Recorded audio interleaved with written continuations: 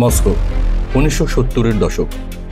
ঠান্ডা যুদ্ধের উত্তেজনায় সারা বিশ্ব যখন পারমাণবিক ছায়ার ভয়ে কাঁপছে, তখন সোভিয়েত ইউনিয়নের গোপন গবেষণাগারে জন্ম নিচ্ছে এক অভূতপূর্ব স্বপ্ন। প্রকল্পটির নাম বার্টিনি A2500, একটি উড়ন্ত এয়ারক্রাফট ক্যারিয়ার, যা সমুদ্রের বুক ঘেঁষে ঘন্টায় প্রায় ৬০০ কিলোমিটার বেগে উড়ে শত্রুপক্ষের নৌবাহিনীকে অচল করে দিতে পারবে। এই ধারণার নেপথ্যে ছিলেন রহস্যময় এবং কিংবদন্তি সোভিয়েত এয়ারোস্পেস ইঞ্জিনিয়ার রবার্ট বার্তিনি, যিনি বিশ্বাস করতেন যে গ্রাউন্ড ইফেক্ট নামের অদৃশ্য বায়ুগতীয় শক্তিকে কাজে লাগিয়ে যুদ্ধের ধরনই বদলে ফেলা সম্ভব। বার্তিনির কল্পনা ছিল ভয়াবহ এবং সাহসী। গ্রাউন্ড ইফেক্ট মানে হলো যখন কোনো বিশালাকার বিমান সমুদ্রপৃষ্ঠ থেকে মাত্র কয়েক মিটার উপরে উড়ে, তখন বাতাসের ঘনত্ব বাড়িয়ে অতিরিক্ত লিফট তৈরি হয় এবং ড্র্যাগ কমে যায়, ফলে বিশাল বোঝা নিয়েও বিমান আরও দ্রুত ও স্থিতিশীলভাবে ছুটতে পারে। এই নীতিকে কাজে লাগিয়ে বার্তিনি এমন এক যুদ্ধযান কল্পনা করেন যা হবে এক চলমান ভাসমান বিমান ঘাঁটি, যে কোনো সময়ে যে কোনো স্থানে যুদ্ধবিমান মোতায়েন করতে সক্ষম। প্রথম নকশা ছিল A2000, যার একটি স্কেল মডেল তৈরি হলেও বার্তিনি থামেননি। তার দৃষ্টিভঙ্গি আরও বড় হতে থাকে। জন্ম নেয় A2500, ১৮০ মিটার লম্বা, ১২০ মিটার উইংস্প্যান বিশিষ্ট এক দৈত্যাকার উড়ন্ত এয়ারক্রাফট ক্যারিয়ার, যা 10টি শক্তিশালী জেট ইঞ্জিনের সাহায্যে সমুদ্রপৃষ্ঠ থেকে মাত্র 20 মিটার ওপরে ঘন্টায় ৬০০ কিলোমিটার বেগে উঠতে পারত। ঢেউ বা প্রতিকূল আবহাওয়া কোনোটিই এই যানের জন্য হুমকি ছিল না। এর ডেকে থাকত 20টি ফাইটার জেট, কয়েকটি অ্যাওয়াক্স বিমান এবং 400 জনের বেশি ক্রু। দুটি উঁচু কন্ট্রোল টাওয়ার এবং উলম্ব স্ট্যাবিলাইজারে অবস্থিত অতিরিক্ত নিয়ন্ত্রণ কক্ষ এই যুদ্ধযানটিকে এক ভয়ঙ্কর যুদ্ধমঞ্চে পরিণত করত।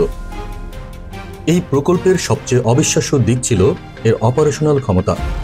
A2500 এতটাই দ্রুতগামী ছিল যে এর ডেক থেকে যুদ্ধবিমানগুলো কোনো ক্যাটাপল্ট ছাড়াই প্রায় কমব্যাট স্পিডে উঠতে পারত। কিন্তু ল্যান্ডিং ছিল এক দুঃস্বপ্নের মতো। যুদ্ধবিমানকে A2500 এর গতির সঙ্গে হুবহু মিলিয়ে ডকে আসতে হতো। এয়ার টু এয়ার রিফিউলিং এর চেয়েও বেশি জটিল এক প্রক্রিয়া। ভুল হলে বিপর্যয় অনিবার্য। বার্তিনি A2500 এর আরেকটি অনন্য সুবিধা ছিল এর স্টেলথ ক্ষমতা। সমুদ্রপৃষ্ঠের এত নিচ দিয়ে উড়ে এটি সহজে রাডারে ধরা পড়ত না। সোভিয়েত সামরিক পরিকল্পনাকারীরা দ্রুতই বুঝতে পেরেছিলেন এই দৈত্য একদিন আমেরিকার সমুদ্র নির্ভর আধিপত্যকেই চ্যালেঞ্জ জানাতে পারে। কিন্তু যত বড় ছিল স্বপ্ন, তত বড় ছিল চ্যালেঞ্জও। এত বিশাল প্ল্যাটফর্মের রক্ষণাবেক্ষণ, রিফুয়েলিং এবং অপারেশনাল সাপোর্টের জন্য প্রয়োজন ছিল বিশেষ ডক ও পরিকাঠামো, যা সোভিয়েত অর্থনীতির পক্ষে তখন এক প্রকার অসম্ভব ছিল। তাছাড়া এর সুরক্ষার জন্য সমপর্যায়ের প্রতিরক্ষা ব্যবস্থাও তখনও বিকশিত হয়নি, ফলে শত্রুপক্ষের মিসাইল হামলার ঝুঁকি ছিল প্রবল। পারমাণবিক শক্তি ব্যবহার করে A2500 এর কার্যকারিতা বাড়ানোর পরিকল্পনাও হয়েছিল, কিন্তু সেই সময়ের প্রযুক্তি সেই স্বপ্ন বাস্তবায়নে অক্ষম ছিল। আর সবকিছুর ওপর সবচেয়ে বড় আঘাত এলো 1974 সালে। প্রকল্পটির প্রাণপুরুষ রবার্ট বার্তিনির মৃত্যু। তার মৃত্যুর সঙ্গে সঙ্গেই থেমে যায় A2500 এর উন্নয়ন। পরবর্তীতে অ্যালেক্সিভের নেতৃত্বে আরও কিছু গ্রাউন্ড ইফেক্ট ক্রাফট নির্মিত হলেও বার্তিনির স্বপ্নের উড়ন্ত এয়ারক্রাফট ক্যারিয়ার আর কখনো বাস্তবে রূপ নেয়নি। আজও বার্তিনি A2500 থেকে গেছে এক রহস্যময় কাহিনী, অসমাপ্ত এক স্বপ্নের প্রতীক।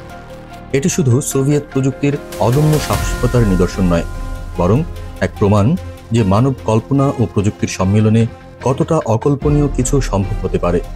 বার্তিনির প্রকল্প আজও প্রেরণা দেয় নতুন প্রজন্মের বিজ্ঞানী ও প্রকৌশলীদের, যারা গ্রাউন্ড ইফেক্ট ভেহিকেল এবং সমুদ্রভিত্তিক বিমান প্রযুক্তিতে নতুন সম্ভাবনার সন্ধান করছেন।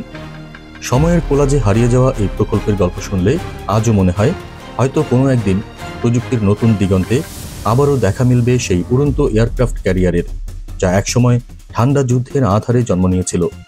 বার্তিনি A2500 এক এমন নাম যা ইতিহাসের পৃষ্ঠায় অমোচনীয় রহস্য হয়ে আছে।